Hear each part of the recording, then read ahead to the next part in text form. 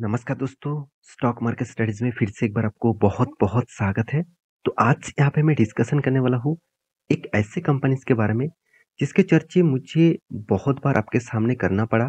साथ ही साथ बहुत सारे दोस्त मुझे इस कंपनी के बारे में कमेंट करते रहते हैं, "सर क्या इस कंपनी के ऊपर निवेश करना चाहिए? As a long term investor, as a investment के हिसाब से देखना चाहिए, क्या एज़ ए ट्रेडिंग के हिसाब से देखना चाहिए?" तो कंपनी कौन-सा है? सबसे पहले वो तो बता दूँ, तभी आपको और भी क्लैरिटी हो जाएगा। कंपनी का नाम है उज्जीवन स्मॉल फाइनेंस बैंक। आप ध्यान से इस बैंक के बारे में जानेंगे, तो आपको पता चलेगा कि ये बैंक जब आईपीओ आया था, तब से लेकर स्टॉक के ऊपर भारी भरकम प्रेशर देखने को मिला था। लेकिन तब से लेकर आपको वीडियो नहीं बना पाया। उसके बाद जितने वीडियो मैं इसके ऊपर बना चुका हूँ, मैं जितने सारे इसके ऊपर न्यूज़ आते हैं, जितने सारे इसका डेटा है, इसका मैनेजमेंट किस तरीके से काम कर रहा है, सब कुछ आपके सामने शेयर किया। तो आज भी इस कंपनी के बारे में कुछ पॉइंट आपके साथ शेयर करूँगा, क्योंकि बहुत सारे दोस्तों ने कमेंट किए हैं। उसके बारे में हमेशा मैं देखिए हर कमेंट में पढ़ता हूँ। अगर मैं कुछ गलत बोल दिया, उसके ऊपर भी कमेंट आते हैं, तो उसके लिए मैं किसी के ऊपर मतलब गिल्टी फील नहीं करता हूँ। मेरी ही गलती है, तो इसलिए मुझे ऐसे आपने बोला, इसलिए मुझे अच्छा लगा। आपका गलत कमेंट भी मुझे मुँह में पढ़ता हूँ, साथ ही साथ आपके अच्छे कमेंट भी मैं पढ़ता हूँ। क्योंकि आप ही मेरे सब कुछ है, आप ही मेरे दोस्त भी है, साथ ही साथ मेरे फैमिली भी है। क्योंकि मेरे साथ इतने दिनों तक जुड़ चुके हैं, इतने दिनों से जुड़े हुए हैं। तो मैं आज इस कंपनी के बारे में डिस्कस करूँगा, क्योंकि कंपनी में कुछ पोटेंशियल भी दिखाऊँगा, साथ ही साथ कुछ वीकनेस भी दिखाऊँगा। तो वीडियो के लास्ट तक बने रहिएगा और अभी तक चैनल को सब्सक्राइब नहीं किया तो ज़रूर कर लीजिएगा।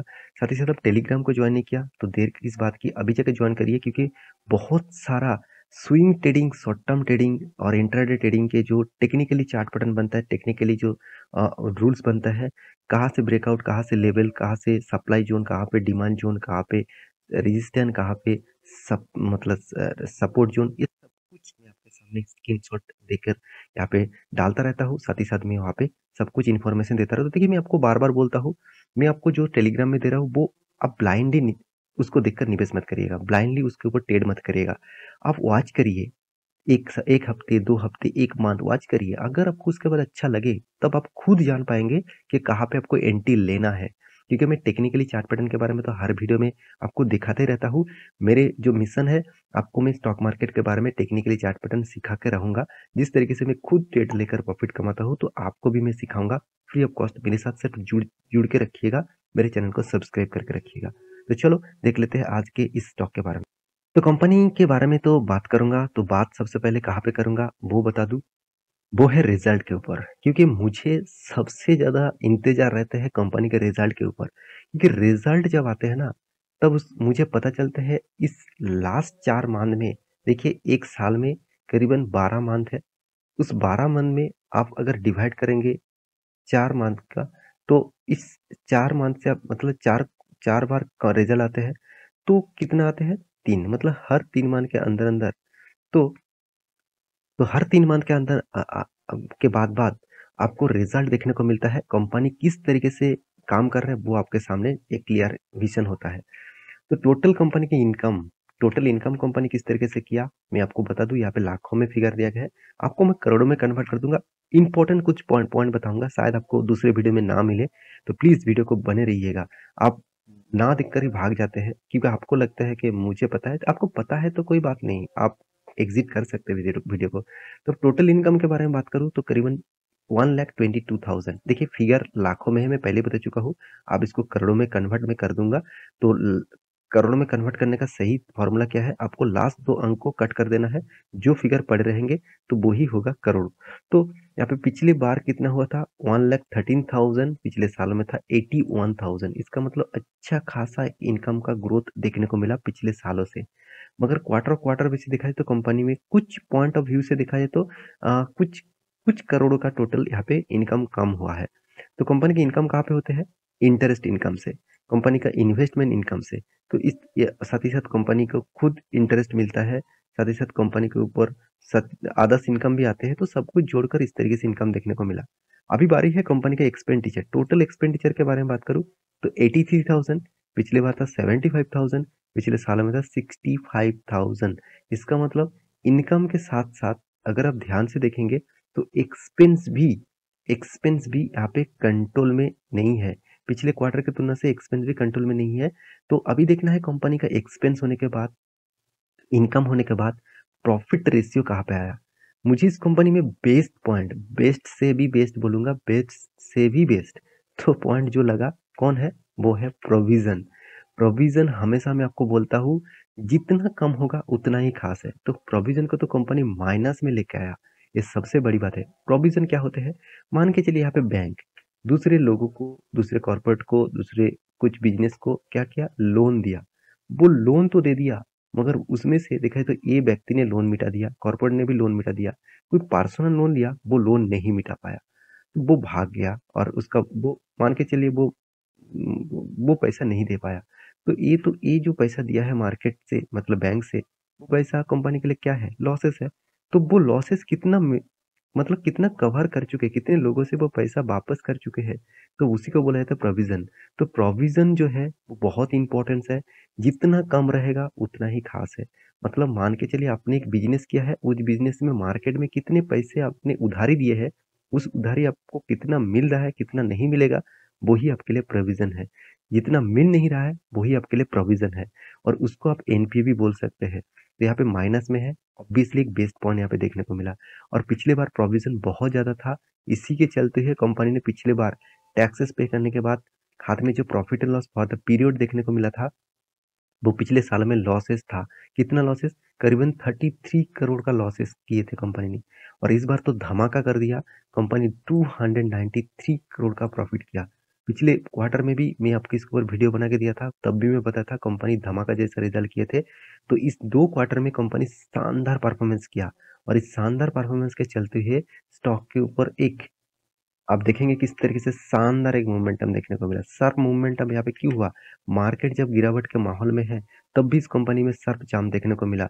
तो थोड़ा सा करेक्शन हुआ भी है, क्योंकि देखिए मार्केट में जो रिजल्ट आया ईयर ऑफ ईयर मतलब वाई ऑफ वाई, साल भर की बात करूँ तो साल भर में तगड़ा परफॉर्मेंस किया, लॉसेस कंपनी को जबरदस्त प्रॉफिट में लेके आया।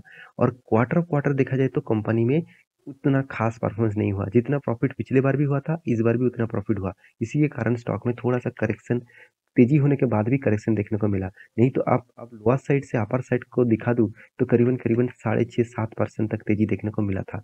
उसके बाद थोड़ा सा करेक्शन हुआ, उसके लिए 3.5% यहाँ पे दिखने को मिला है। तो इस रिजल्ट के और एक बेस्ट पॉइंट है जो आपको जरूर देखना चाहिए, उस पॉइंट को देख कर ही जाइएगा। उस पॉइंट सबसे ज्यादा बेस्ट है, क्योंकि उस पॉइंट को आपको देखना ही है, वो है एनपीए। तो परसेंटेज वाइज नेट एनपीए के बारे में बात करूं तो 0.05% के आसपास है, जो पिछले बार था 0.04 है, जो पिछले साल में था 1.67। तो यहाँ पे नजरिया देखिए कहाँ पे था 1.67, वहां से आ गया 0.05%। तो यहाँ पे अच्छा खासा चेंजिंग कंपनी ने किए हैं। तो मैं पहले ही बता चुका हूँ, उज्जीवन स्मॉल फाइनेंस बैंक धीरे धीरे करके उसका मैनेजमेंट, कंपनी का हालत जिस तरीके से पकड़ रहा है, वो कंपनी एक ना एक दिन अच्छा खासा काम कर सकते हैं। मैं क्वार्टरली आपको रिजल्ट के बारे में बात करूं तो कंपनी देखिए पहले कंटिन्यूसली लॉस करते थे, उसके बाद किस तरीके से रिकवरी किया, कंटिन्यूसली प्रॉफिट को मेंटेन किया। अगर इस तरीके से मेंटेन करते रहे, साथ ही साथ कंपनी का कैश फ्लो भी पॉजिटिव देखने को अगर मिले, तो सोचना कंपनी आज नहीं तो कल एक दिन बहुत बड़ा हो सकते हैं। देखिए हर कोई कंपनी, आज मान के चलिए यस बैंक हालत क्यों खराब हो गया, उसका मैनेजमेंट के कारण। मैं आपको बार बार बोलता हूँ, अगर मैनेजमेंट खराब है तो उस कंपनी के ऊपर प्लीज कितना भी फंडामेंटली स्ट्रॉन्ग आपको दिखाया जाए, उस कंपनी के ऊपर निवेश मत करिएगा। क्योंकि फाइनेंशियली जो रिजल्ट है, जो बैलेंस शीट आपको देखने को मिला अभी, इस तरीके से बैलेंस शीट में ही सब कुछ पता चल जाता है कि कंपनी में कितना दम है, उसका मैनेजमेंट किस तरीके से काम कर रहा है। तो इस डेटा को देखने के लिए मैं बार बार बोलता हूँ, आपको फाइंड आउट करने का जरूरत नहीं है। आप मेरे वीडियो देखिए, वहां से आपको सब कुछ पता चलेगा, सब कुछ डेटा मिलेगा। तो इस कंपनी के चार्ट पैटर्न क्या बता रहा है, देखिए मैं इसके ऊपर एक ट्रेड लिया हूँ, इस ट्रेड को मैं आपको टेलीग्राम के साथ शेयर नहीं कर पाया। मैं आपको बता देता हूँ किस तरीके से ट्रेड लिया गया है। तो देखिए पहली बात, यहाँ पे एक शूटिंग स्टार बना था, उसके ऊपर मैं ट्रेड नहीं ले पाया, मैं इस मतलब रिसर्च को देखना भूल गया। और उसके बाद देखिए एक ट्रेड बेस्ड ट्रेड मुझे मिलेगा इस ट्रेड में, क्योंकि देखिए यहाँ पे एक बिग रेजिस्टेंस था, उस रेजिस्टेंस को यहाँ पे ब्रेकआउट किए थे। मैं आपको हमेशा बोलता हूँ मैं ब्रेकआउट के ऊपर एंट्री नहीं लेता हूँ, मुझे पुल बैक को एंट्री चाहिए। तो पुल बैक कहाँ पे दिया, इस कैंडल में। जो प्रीवियस जो भिक्स था, उसको भी ब्रेकआउट किया, और उसके बाद एक स्ट्रॉन्ग कैंडल बना, उसके ऊपर मैं एंट्री लिया, और मेरा टारगेट था इस लेवल तक। आप कहेंगे सर इस लेवल तक क्यों, क्योंकि मेरे एंट्री लेवल 26 के 27 के आसपास हुआ और मेरा टारगेट था 32। तो छोटा सा टारगेट था, फिर भी आपके इसका परसेंटेज करेंगे तो अच्छा खासा स्विंग ट्रेडिंग में आपको प्रॉफिट मिला है। तो इसका आप कहेंगे सर यहाँ पे टारगेट क्यों रखा गया? क्योंकि देखिए ध्यान से देखिएगा इस चीज को, मैं इसीलिए आपको बार बार बोलता हूँ आप लास्ट तक वीडियो देखिएगा, क्योंकि यहाँ पे मैं स्विंग ट्रेडिंग का जो फॉर्मूला आपको सिखाऊंगा ना, आप लॉसेस नहीं कर पाएंगे, आपका प्रॉफिट ही होगा। हाँ, लॉसेस तो होगा, परसेंटेज बहुत कम होगा और आपको जो रिटर्न मिलेगा 1:2 1:3 रेशियो का रिटर्न आपको मिलेगा। आप ध्यान से देखिएगा इस तरीके से परफॉर्मेंस को, किस तरीके से शानदार यहाँ पे मोमेंटम देखने को मिला। जो इस लेवल को देखिए ब्रेक नहीं कर पाया, जहाँ पे देखिए यहाँ पे मार्केट ने यहाँ पे गिरा था, उसके बाद पुल बैक किए थे, मगर यहाँ पे देखिए विक्स कितना बड़े बड़े थे और मार्केट ने गिरावट का माहौल दिखाया। इसका मतलब यहाँ पे जो लेवल है ये एक बिग रेजिस्टेंस है और बिग रेजिस्टेंस के साथ साथ एक सप्लाई जोन भी है। तो इस सप्लाई जोन को सस्टेन नहीं कर पाया, बिग क्रैश हो गया था। तो इसी लेवल के ऊपर आपको एग्जिट होना चाहिए। इस लेवल को अगर ब्रेकआउट करते हैं तो देखें पहले तो ब्रेकआउट हुआ था, उसके बाद फिर से ब्रेकआउट, अगर इस लेवल तक इस तरीके से ब्रेकआउट फिर से दिखे तो नेक्स्ट लेवल जो रहेगा वो लेवल रहेगा इस लेवल तक। इसका मतलब करीबन करीबन 43 रुपीज के आसपास। तो अगर फिर से लेवल ब्रेकआउट होता है तो मैं डेफिनेटली आपके साथ टेलीग्राम में शेयर करूंगा इसका लिंक, और मतलब इसका चार्ट पैटर्न। तो उसके बाद आप स्टडी करना, उसके बाद आप कुछ भी डिसीजन लेना। तो एज ए इन्वेस्टर के बारे में बात करूँ, अभी भी स्टॉक के ऊपर निवेश करने के लिए कुछ खास परफॉर्मेंस मुझे ज़्यादा पॉजिटिव नहीं देखने को नहीं मिला। थोड़ा टाइम देना पड़ेगा इस कंपनी के ऊपर, धीरे धीरे करके अगर 1 साल 2 साल में अगर परफॉर्मेंस ठीक ठाक चला तब इस कंपनी के ऊपर एंट्री होने के लिए बेस्ट टाइम रहेगा। देखिए शायद वो प्राइस रेंज आज 30 रुपीज़ में मिला है, तब जाकर कल 100 रुपीज़ में भी मिलेगा ना। तो कोई बात नहीं, प्राइस देख कर निवेश मत करिएगा, कंपनी के फंडामेंटल फाइनेंशियली देख कर निवेश करिएगा। तो इस कंपनी का वीडियो मुझे मतलब आपको कैसे लगा जरूर कमेंट करना। इसी तरीके से इन्फॉर्मेशन पाने के लिए चैनल को सब्सक्राइब भी करना और एक लाइक जरूर कर देना, क्योंकि आपके लाइक मुझे बहुत मोटिवेट करते हैं। मिलते हैं नेक्स्ट वीडियो में, तब तक के लिए अच्छे से रहिए, अपने ख्याल रखिए।